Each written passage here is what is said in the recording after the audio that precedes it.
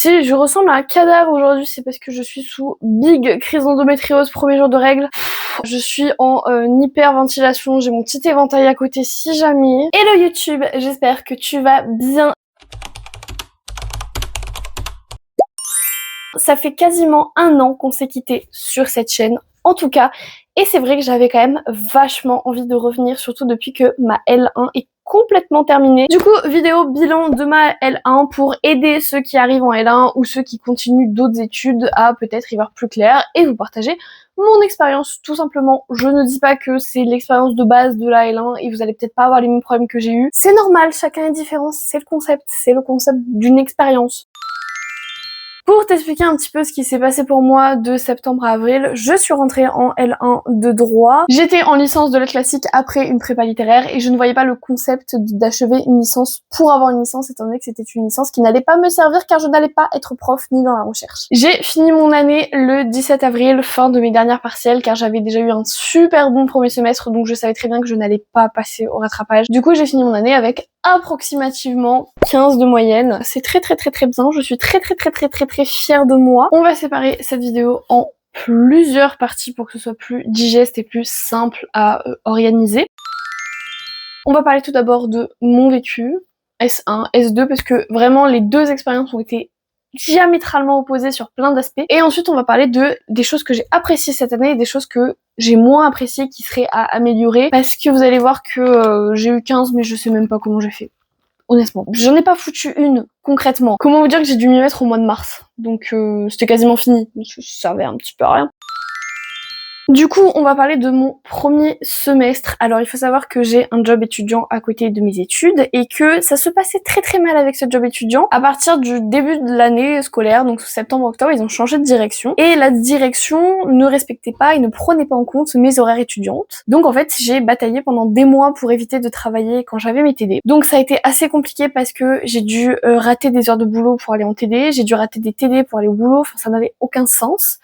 En plus de ça, j'ai eu des gros changements significatifs de santé, je vous en ai parlé en début de la vidéo, j'ai de l'endométriose et c'est vrai qu'elle s'est beaucoup manifestée durant le premier semestre. Malgré tout ça, je vous l'ai dit, je m'en suis quand même très bien sortie, j'ai validé mon premier semestre avec 15 aussi de moyenne, quelque chose comme ça. J'estime que j'ai concrètement rien branlé le premier semestre, je veux dire j'ai révisé les deux majeurs. Donc j'ai eu énormément de notes déceptives sur des mineurs, des trucs vraiment des QCM ou alors une note en QCM qui a été incroyable. J'ai hyper bien bossé l'économie, une matière que je gérais pas du tout. Par contre le reste c'est passé à la trappe. J'ai eu une note pourrie en anthropologie du droit alors que c'est une matière super facile. J'ai eu une note pourrie en anglais alors que je parle couramment anglais juste parce que j'ai pas bossé. C'était, quand je dis pourri, c'est je m'attendais à mieux. J'ai pas eu des 2 ou des 3, on est bien d'accord là-dessus, mais tout de même.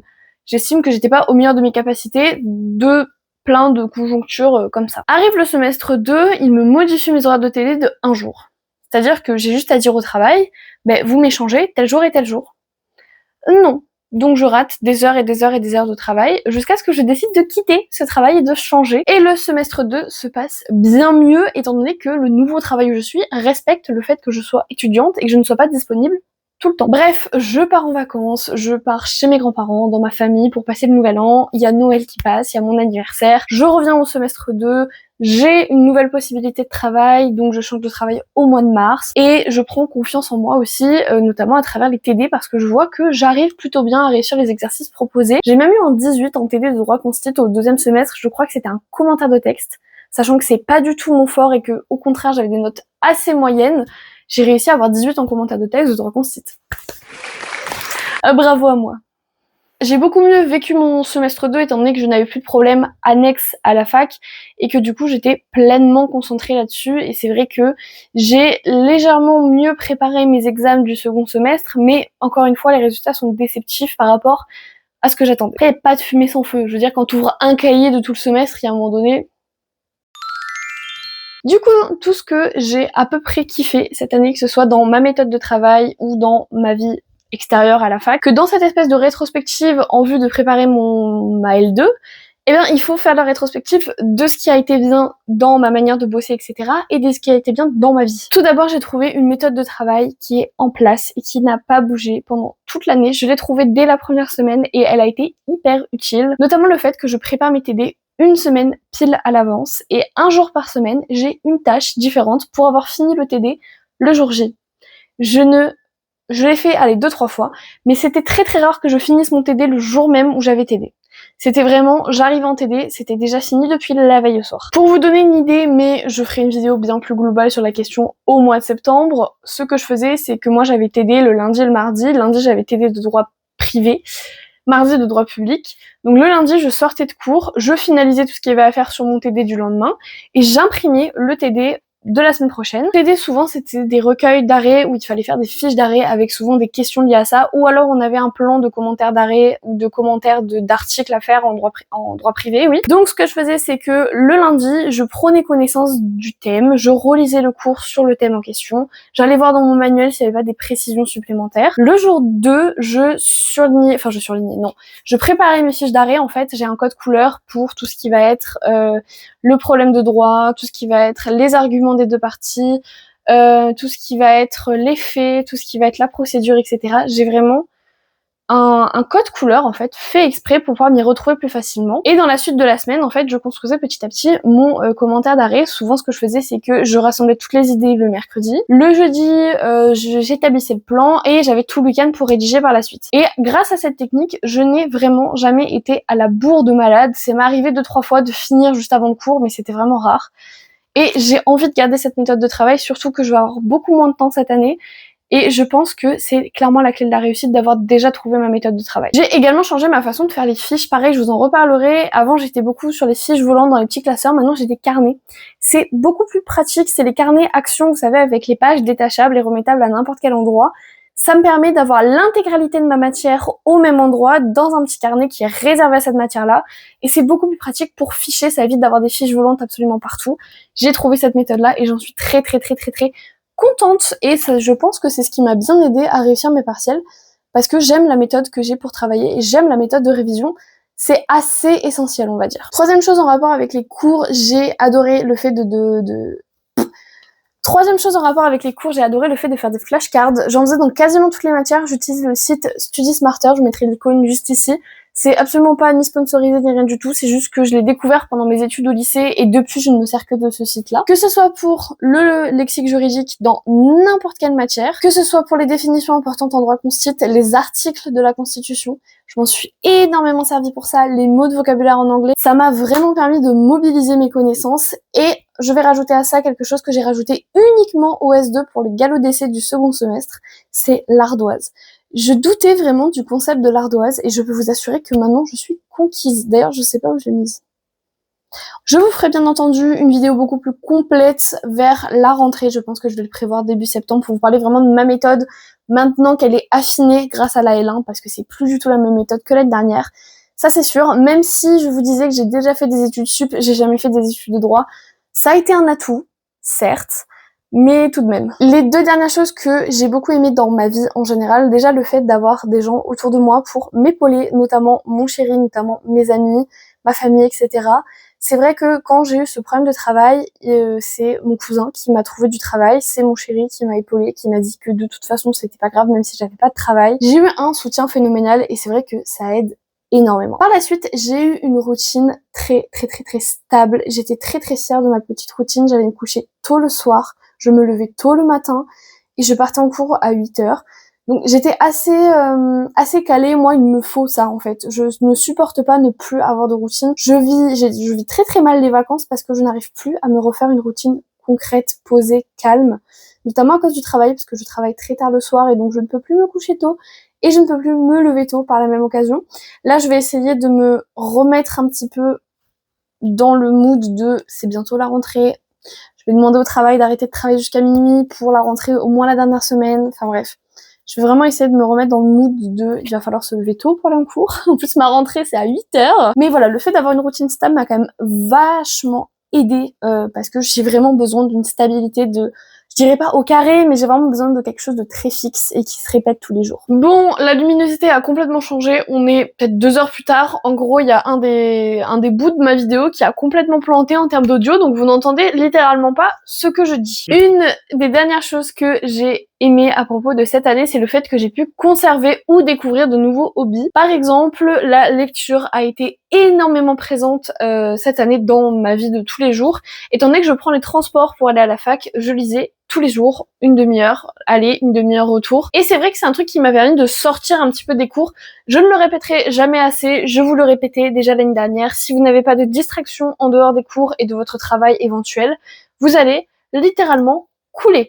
Il vous faut de temps en temps sortir des cours, il vous faut de temps en temps sortir du boulot et c'est une des solutions, c'est d'avoir vos hobbies. Soit vous en découvrez de nouveaux, soit vous gardez ce que vous aviez quand vous étiez encore au lycée, etc., etc. Mais vraiment, ça vous évite de couler littéralement. Je peux témoigner en tant qu'ancienne.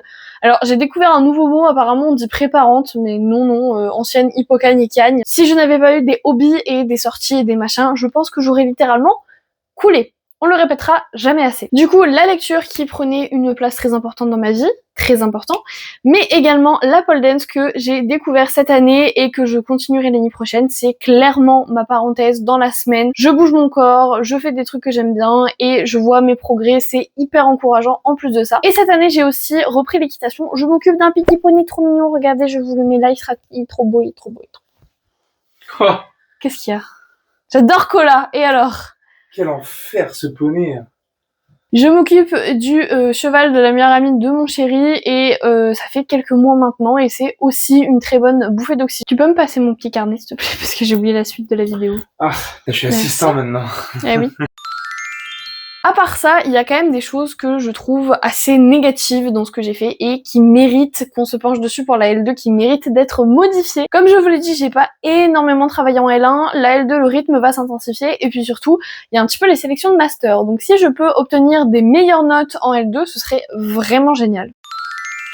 Tout d'abord, il y a le manque d'assiduité. J'ai raté quelques TD, je vous en ai parlé en début de vidéo, ça fera l'objet d'une autre vidéo, mais je souffre d'endométriose, donc ça m'arrive d'être absente en fait au moment de mes règles, donc bon, ça, je n'y peux rien. Mais par contre, les CM, j'ai eu tendance à pas trop y aller, on va dire. Je pense que j'ai raté énormément de choses. J'ai raté déjà des informations capitales, je pense, qui ne se retransmettent pas dans les cours. Et en plus de ça, c'est quand même assez différent de récupérer un cours déjà écrit d'un cours qu'on a tapé nous-mêmes en entendant en écrivant ce qu'on entend. Et puis deuxièmement, j'ai une mémoire extrêmement auditive, donc je ne sais pas pourquoi je me suis amusée à pas aller en CM. Enfin, pas aller en CM.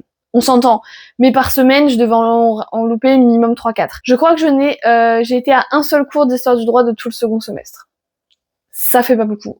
On est d'accord. Donc c'est pour ça que cette année, je vais quand même essayer de changer ça parce que je rate énormément d'informations capitales et après, je m'étonne que je galère à réviser certaines matières.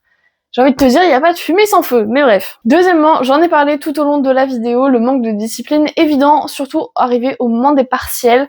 Je me contentais de réviser les 2 premières matières, les 2 premiers examens, les majeurs, et le reste, ça passait clairement à la trappe. J'étais vraiment une très grande procrastinatrice, c'est hyper dur à dire comme mot. Mais en gros, je passais ma journée à scroller sur les réseaux sociaux, à faire des jeux sur mon téléphone, à jouer à la Xbox, et je ne révisais absolument jamais. Et le lendemain, j'étais tellement frustrée que je recommençais. Donc c'était un cercle vicieux jusqu'à temps qu'on arrive à l'examen et que je révise la veille au soir à 23h. C'est clairement pas viable comme méthode de révision, c'est pour ça que je me suis pris des tolls monstrueuses dans certaines matières. Entre le fait que j'allais quasiment jamais en cours et le fait que j'ai révisé comme une merde, il y a une des unités d'enseignement, comme ils appellent ça, qui a failli ne pas être validée au premier semestre tout de même. La dernière chose, c'est arriver mieux préparé. Je pense que c'est clairement hérité de la prépa. En prépa, j'avais des devoirs de vacances. Et c'est vrai que j'ai remarqué, j'avais commencé à faire ça l'année dernière, mais je m'y étais pris vraiment beaucoup trop tard. Mais j'ai remarqué que le fait d'avoir un petit peu anticipé mes futures matières, ça m'a permis de pas arriver en touriste. Je savais à peu près de quoi on parlait, même si j'avais pas les concepts beaucoup plus précis, j'avais au moins les concepts globaux. Et en plus de ça, ça me permet de réviser la L1 parce que je me rends compte, en faisant cette vidéo notamment, qu'il y a beaucoup de concepts qui passent un petit peu à la trappe ou qui sont encore un peu flou et j'ai pas envie en fait d'arriver complètement en touriste et de devoir tout apprendre au moment de la rentrée. Ça va aller très vite, les galops d'essai c'est en novembre, les partiels c'est en décembre, les TD ça commence 2 semaines après la rentrée, c'est énorme, enfin c'est court justement, c'est énormément de travail, du coup j'ai pas envie d'arriver comme un chien dans un jeu de quilles et de pas savoir quoi faire, pas savoir où aller.